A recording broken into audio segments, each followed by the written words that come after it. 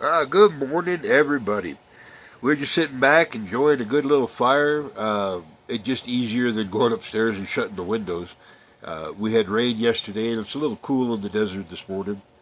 Um, but this knocks the chill right off of it, so it's kind of nice. And I'm still trying to burn the ash that I need for this year.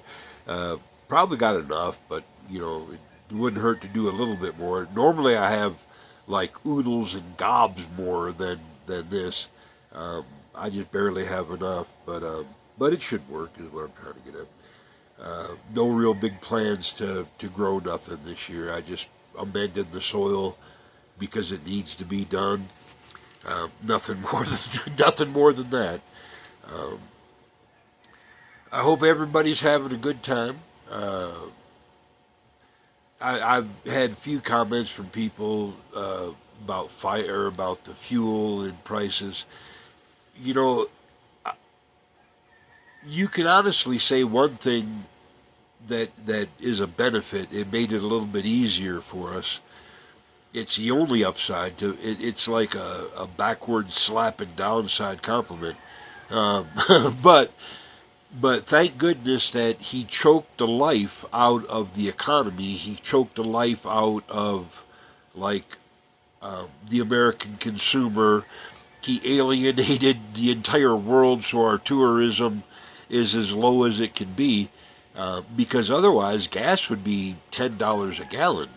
Really, I mean, uh, there's like no demand for JP3 and 4, the aviation fuel, so that's brought it down.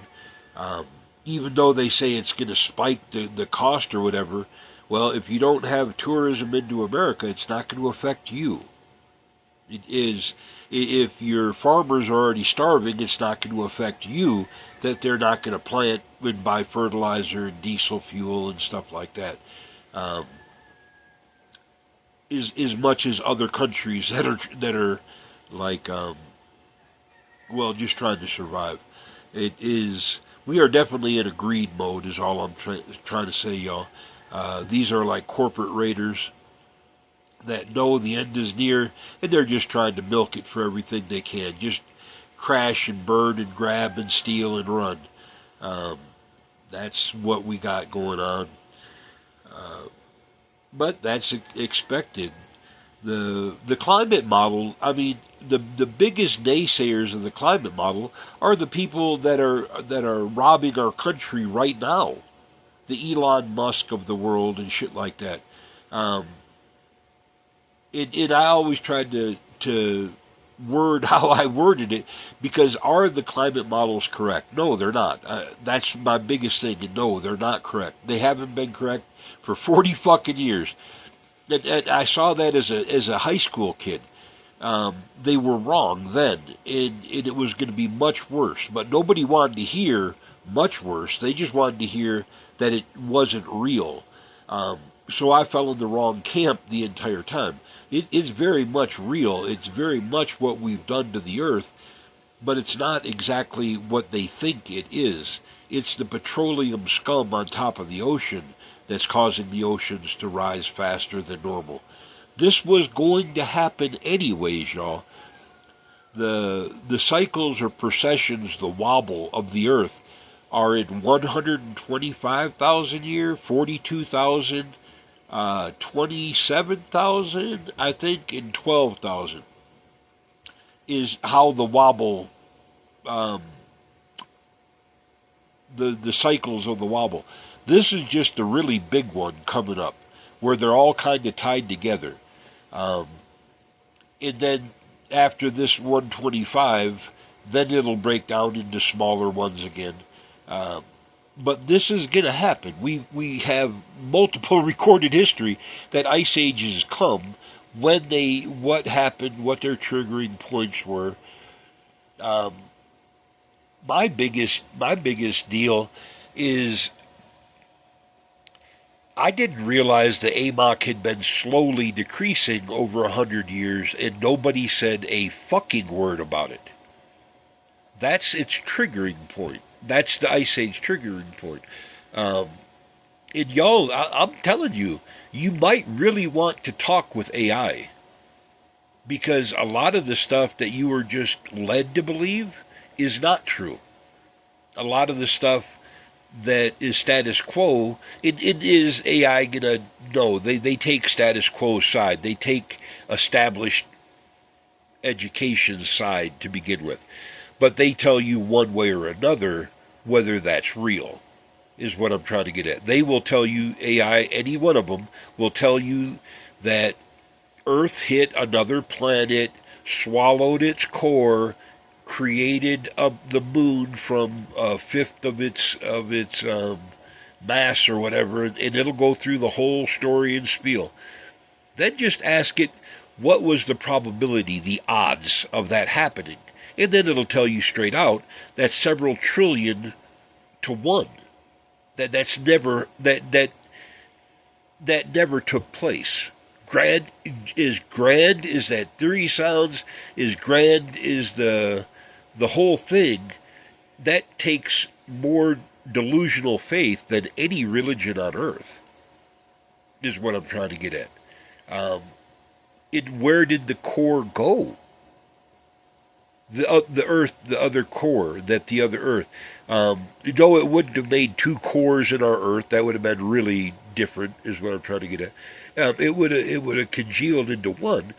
But if you look at the mass of the cores from Mercury, Venus, Earth, and Mars, in another planet out there, the cores would have been roughly the same mass. That's what determined everything to begin with. And there's just no extra mass in Earth's core. The mass is missing. The numbers don't lie. Everything adds up. There's nothing for free. That's real. My mom and my dad taught me that when I was really young. And that's probably some of the best advice or the best statements that have ever served me through time to what is, so I can discern what's real from bullshit, is what I'm trying to get at. And I'm not saying everything they teach is bullshit. No, I'm not saying it at all. It's just sprinkled with enough crap that it'll still give you salmonella, is what I'm trying to get at. Or E. coli. It has just enough E. coli. That's what I meant to say, E. coli. It has just enough E. coli to make the whole thing not edible. That's what I'm trying to say, y'all. I'm not trying to say they're wrong. Because 90% of what they're saying is dead on right. That's the scary part. What they're wrong about is they don't have it as bad as it should be. That's the scarier part. This is going to be far worse than anything Hollywood has ever made a movie from. When you see those tracks going across New Mexico in the limestone that are like deep, and then you see the feet prints that are going alongside the cart tracks. It doesn't matter how that cart was pulled. That was volcanic ash. The liquid that was making it mud was sulfuric rain. They were trudging through battery acid, muddy battery acid. Y'all can't imagine what's coming, is what I'm trying to get at. It's not going to get hot and hot and hot and hot like Dune forever. Earth and the moon have been doing this for 4 billion years. This is a check valve system. The Earth overheats, the ice caps melt, the water moves to the equator, the moon gets to move a little bit farther apart. It only causes the tidal actions to get more violent. Eventually it spools the Earth up. It only takes a tiny amount.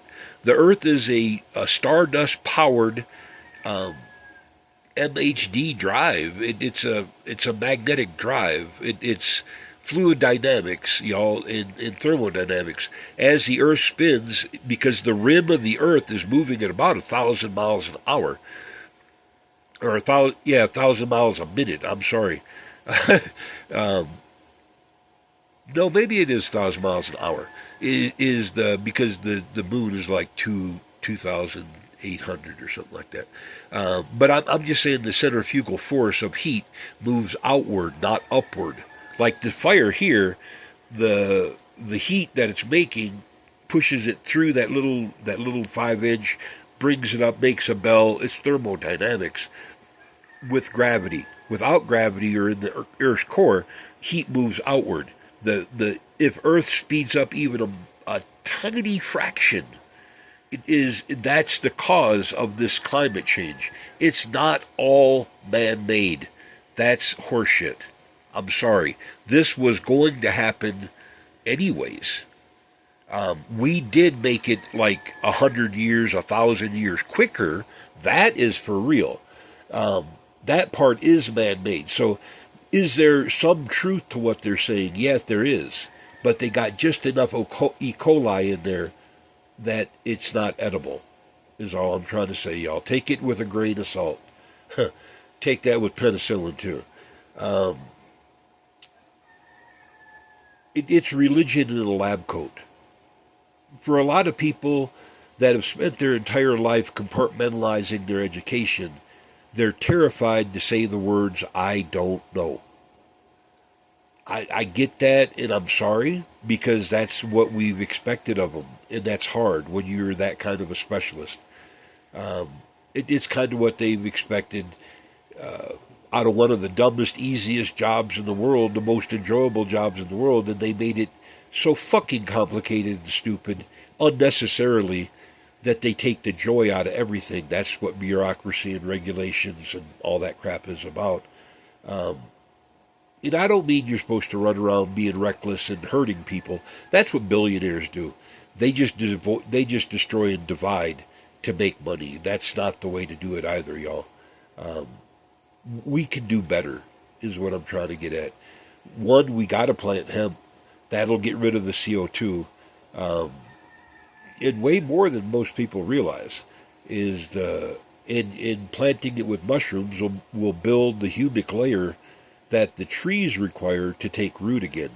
That's why, like, if you go to Yellowstone, go up to West Yellowstone, not through the main gates, go through the little town of West Yellowstone, and you'll see on the service road, you'll see signs, if they've not torn them down, dating back to the 30s and 40s, how they bragged about these monstrous forests that were there, that they cut them down deliberately, and they were going to regenerate in like a 10 or 20 year period, and nothing there has regrown since the 20s, since the 1930s. And that's the sad part. I used to be a logger, y'all. I saw that and I lost it. It was like, oh my God, they were so wrong. And that's kind of what led me into this little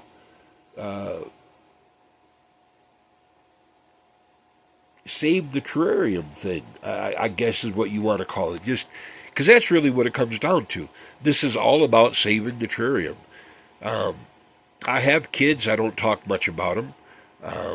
I have grandchildren. I should talk way more about them. Everything in this world you're leaving towards your kids.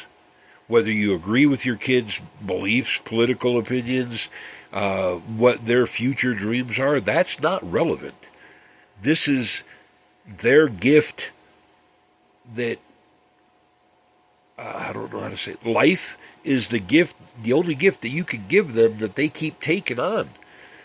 You might give them this or that or something in life, but that's not, you're giving them the future of this world. We can't afford, we can't sustain billionaireism. It's a mental disease that doesn't know when to stop taking. The givers have to know when to stop giving. Billionaireism, let me put it very bluntly, billionaireism has a hatred of minorities. They have a hatred of the working class. They have a hatred of whatever. Billionaireism is the minority. We need to deport billionaires, and then the problem is solved. It's not the working bee. It's the mentally deficient people that aren't the queen. There is no king, and they're just useless. They're greedy. If there was tribes of monkeys in the jungle, or in the planet, or whatever you want to call it, anywhere on the planet, I don't care, tribes, billions of monkeys, and you got one motherfucking monkey that has 50 billion bananas, and everybody else has none, That's a problem. That's a mental disease. That's not an attribute. There's no upside to that illness. That's a mental illness, y'all. It may not be a medical clinical diagnosis, but it's reality. All right, y'all. We're gonna leave it there. Talk to you then. Bye.